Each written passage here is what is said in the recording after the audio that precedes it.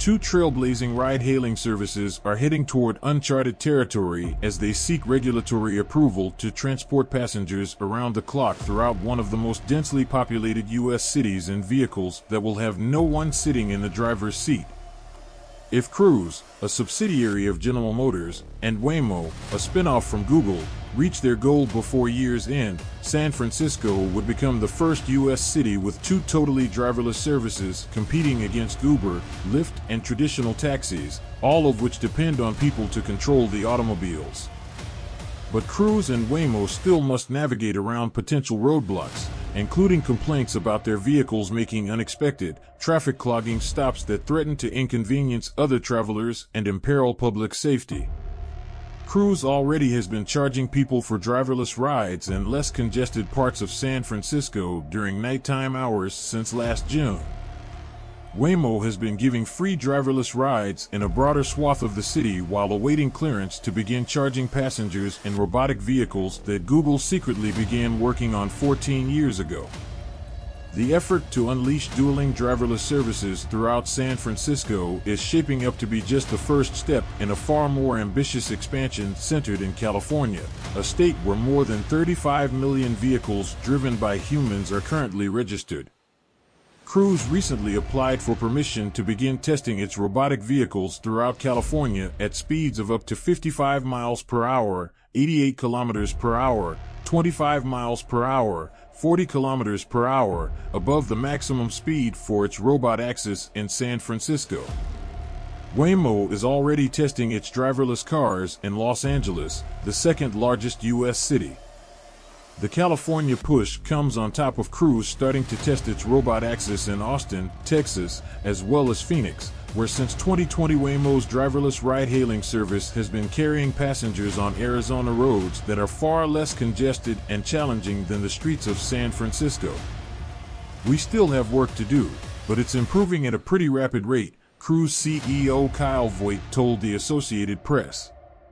"As it gets fine-tuned, it will get really elegant over time, but also the safety continues to improve." Saswat Panigrahi, Waymo's chief product officer, expects the company's past experience to pay off as it transplants what it has learned from operating a driverless ride-hailing service in Phoenix to more heavily trafficked cities like San Francisco and Los Angeles. "The uncertainty is definitely now far lower, having operated a fully autonomous service with real riders," Panigrahi said. Both Cruise and Waymo recently announced their driverless fleets each have covered more than 1 million miles without a major accident. But their Robotaxis also have experienced nagging problems in San Francisco that have caused traffic headaches and other nuisances that threaten to inconvenience people or, worse, block emergency vehicles rushing to a fire or other urgent calls for help. "The expected things are easy, but it's the unexpected things that humans react to in real time that are a concern," said transportation expert Nico Larco, who is director of the Urbanism Next Center at the University of Oregon. "Best case, it will just cause us confusion, havoc, congestion if the cars stop in the middle of the road. But the worst cases could actually be harmful to someone." Meanwhile, dozens of other technology companies and automakers have joined in a race to develop self-driving car technology at a collective cost of more than $100 billion. Their ultimate goal is to make money off robotic drivers that are safer and less expensive than human drivers. Robotaxis could also lower prices for passengers, although Voigt believes consumers may be willing to pay more for rides without a stranger behind the wheel. The investments so far have produced a mixed bag of successes, flops and hyperbole from the likes of Tesla CEO Elon Musk, who predicted nearly 4 years ago that the electric automaker would be running a huge robotaxi service by the end of 2020 but still hasn't come close to realizing that ambition. Concerns about Robotaxis operating in ways that cause headaches for the people outside the vehicle was raised in a cautionary letter sent to California regulators in January by the San Francisco County Transportation Authority. The letter cited at least 92 reported incidents of Cruise Robotaxis making sudden stops in the street through December 31st. At least 3 of the incidents blocked the right-of-ways for public transportation for periods ranging from 9 to 18 minutes.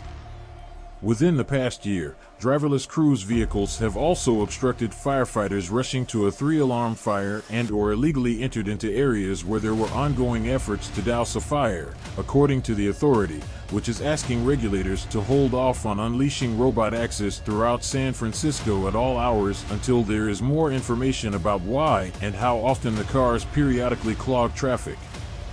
The abrupt braking and stops by Cruise's Robotaxis have also been under investigation by federal regulators since late last year.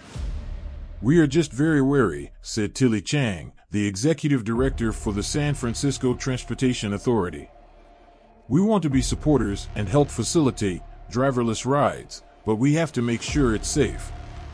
A pair of Associated Press reporters witnessed the potential problems that Robotaxis can cause in mid-February after a Waymo vehicle safely transported them on a trip through San Francisco that required navigating hilly terrain, turning in rush hour traffic and yielding to pedestrians darting out into the crosswalks. During one ride, the Robotaxi stopped in the middle of the street after the AP reporters got out, and remained there for several minutes while a line of human-operated cars stacked up behind it. It turned out that a back door on the driver's side hadn't completely closed. In another glitch involving Cruise last September, an AP reporter took a roughly 5-mile ride in a Robotaxi nicknamed Peaches, which repeatedly bypassed the designated destination. The reporter finally had to use the Cruise app to contact a dispatcher in a remote center so the car could be stopped in the middle of the street. Voigt noted that a number of improvements have been made since then, and indeed 2 different Cruise Robotaxis, one named Cherry and the other named Hollandaise, dropped off the same reporter and his colleague at their designated designations on a follow-up trip, although Cherry stopped at a bus stop that briefly prevented the arrival of an oncoming bus. Cruise's owner, the nearly 125-year-old General Motors, is nonetheless so confident Robotaxis will drive more responsibly than humans and be able to expand its driverless service into more U.S. markets that it made the bold prediction last fall that Cruise would generate $1 billion in revenue by 2025.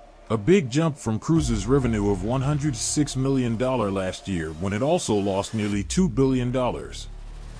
That optimism is in sharp contrast to the disheartening experience of another storied automaker, Ford Motor, which paid $1 billion in 2017 to acquire driverless startup Argo AI, only to shut down the division last October and swallow a $2.7 billion loss after failing to find a buyer for the technology.